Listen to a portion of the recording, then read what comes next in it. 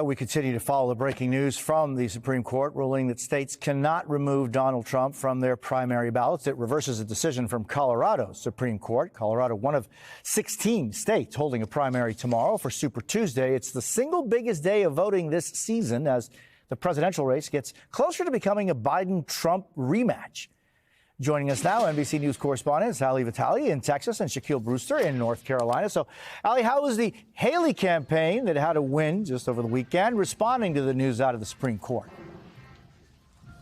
Well, look, they are also what's standing in the way, Jose, of Donald Trump versus Joe Biden 2.0. The Haley campaign just trying to keep grinding it out through at least tomorrow night's voting states. But in response to the Colorado Supreme Court case, nothing new from the Haley team quite yet. But based on what Haley herself has said in the past, she is clear that she wanted the Supreme Court to make a decision just like this one. She thought it was a decision to get Trump off of the ballot that should be made by voters and not the court. So Haley, of course, probably, if she mentions this, going to make glancing mention of it and instead just remain focused on her own path ahead, which I do think we need to point out is quite narrow, the slimmest of slimmest chances that she is able to in any way, shape or form take this nomination from the former president. But the fact that she wants to stay in as an alternative for voters in these Super Tuesday states and potentially even beyond is, of course, the Haley team's main focus. And so that may be Haley team's main focus. What about the people who support Haley? What are they saying about if Trump is the nominee? I've been having a lot of those conversations, too, as I've been traveling across the country, especially because Nikki Haley is pointing to the fact that in these primary contests, despite Trump winning decisive victories, 60% in South Carolina, 70% in Michigan, Haley is also saying that the 30 to 40%, even 20% of voters that she's been getting should not be ignored. And when you talk to those voters, it's clear that they are looking at Haley as the alternative, in large part because, as Haley often says, they don't want to have to decide between Trump and Biden again. But the problem and potentially Haley's legacy in terms of her voters for the Trump campaign might be conversations like these that our embeds had over the weekend. Watch. What happens if it ends up being a Trump versus Biden rematch? Where's your vote going to go in November? I will probably be voting for Senator Snowe again because I can't vote for either of them. Neither side represents, at least neither extreme represents my feelings, my beliefs, and I just couldn't vote for either one right now. It may be RFK. I don't know. I haven't really decided. It just depends. It really depends.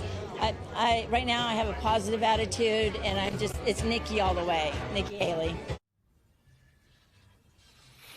And look, Jose, there's two things that strike me from those conversations with voters. The first is that they need to be reached out to by the Trump campaign, because in many cases, even when I talk to Republicans who may have voted for Trump in the past, either 16, 20 or both, they say that they don't necessarily think they'll come back into the fold for him in the general election. They might just sit out. But then the other thing that strikes me is that all of those conversations we showed were female voters, especially when you look at women in suburbs, specifically places like Georgia or North Carolina where Shaq is, or Michigan where Shaq also spends so much of his time. Those are areas where if those women stay home, that is a problem. And if those women potentially go back to Joe Biden, that rebuilds the coalition that Biden himself was able to cobble together in 2020. Trump still struggles with those suburban women, and Nikki Haley often argues on the stump. She's the person who could bring them back into the fold in a general election. Of course, you can't get to a general without getting to a primary, and that's the Haley problem. And Shaq, I mean, you're in North Carolina today, where nearly 700,000 people have already cast their ballots ahead of tomorrow's election. What are you hearing from voters there? Hi there, Jose. Well, look, talking to voters, you really get a sense of the uphill battle that Ali was just describing that Nikki Haley faces. On paper, North Carolina looks like a state that it could be potentially fertile ground for Nikki Haley. She was the former governor of a neighboring state. This was a state that, if you look back in the 2016 primaries, Donald Trump just barely won by about 3 percentage points over Ted Cruz. It's a state with a Democratic governor, so a more moderate streak in these voters. But when you talk to many of these voters, you get a sense of just how much work Nikki Haley has to do. I spoke to many who said they didn't even know their former neighboring state governor was on the ballot for this election, and many of them seeing this already as a general election matchup between Joe Biden and Donald Trump. I want you to listen to some of the conversations I've been having. He's a pretty good guy, seems to know what he's doing. He's helped the economy out. We had more jobs, we made more money, we didn't have as much taxes. Things were a whole lot better when he was our president. What are those issues that you think about the most when you go and back Biden? Well, my thing is I'm looking for a man that's honest, mostly, and will stand up for the people. You know, he's already brought in a lot of jobs and stuff like that.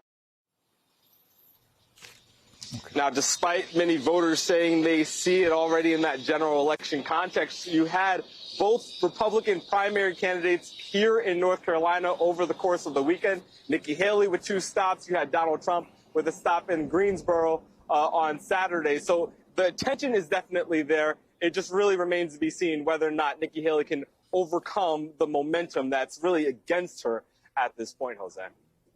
Ali Vitale and Shaquille Brewster, thank you both so very much. Really appreciate it. And you can catch Steve. Of course, Steve Kornacki is going to be at the big board along with Rachel Maddow and friends for special coverage of Super Tuesday tomorrow night. All begins at 6 p.m. Eastern, 3 p.m. Pacific, right here on MSNBC.